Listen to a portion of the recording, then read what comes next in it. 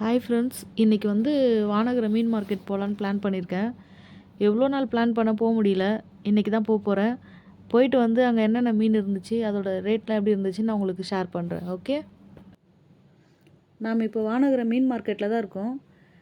நாங்கள் 10 மணிக்கு மேலே தான் வந்தோம். அதனால் ஒரு பாதி கடை தான் இருந்தது, நிறைய கடை இல்லை. மீனும் ஓரளவு இருந்துச்சு. நான் எங்கே இந்த டைமுக்கு வந்தால் மீனே கிடைக்காதுன்னு நினச்சிட்டு வந்தேன்.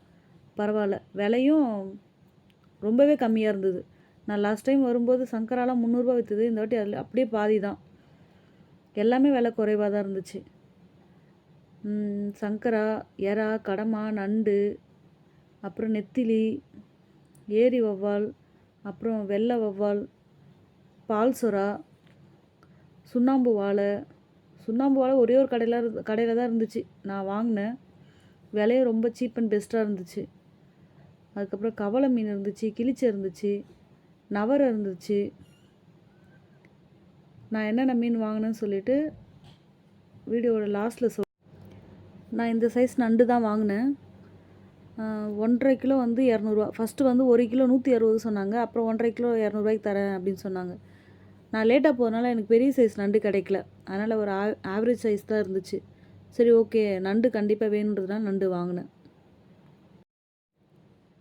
அடுத்தது நெத்திலி. நெத்திலி வந்து கிலோ 100ரூபா தான். இதுலேயே கொஞ்சம் பெரிய சைஸ் வந்து 200ரூபா.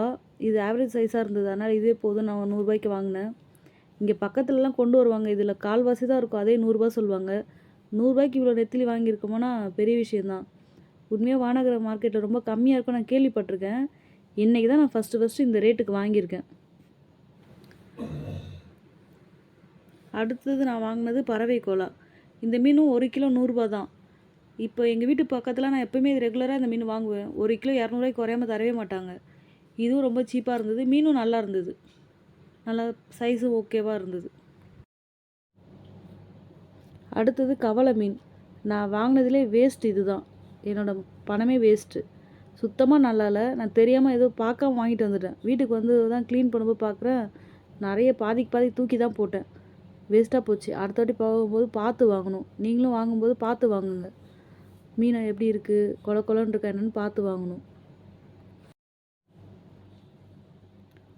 அடுத்தது சுண்ணாம்பு வாழை. சொன்னால் நம்பவே மாட்டீங்க, இதுவும் 100ரூபா தான் கிலோ. 4 மீன் இருந்தது.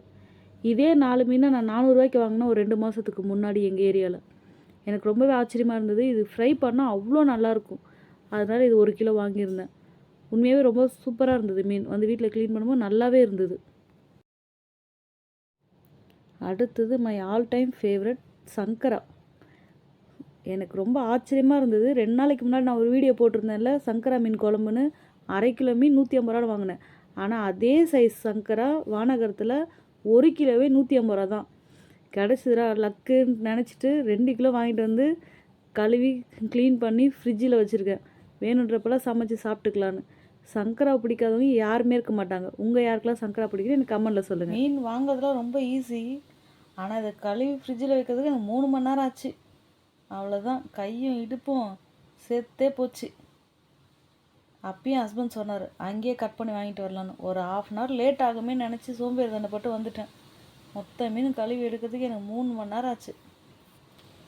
ஓகே ஃப்ரெண்ட்ஸ், அவ்வளோதான் இந்த வீடியோ. பிடிச்சிருந்தா லைக் பண்ணுங்கள். பாய்.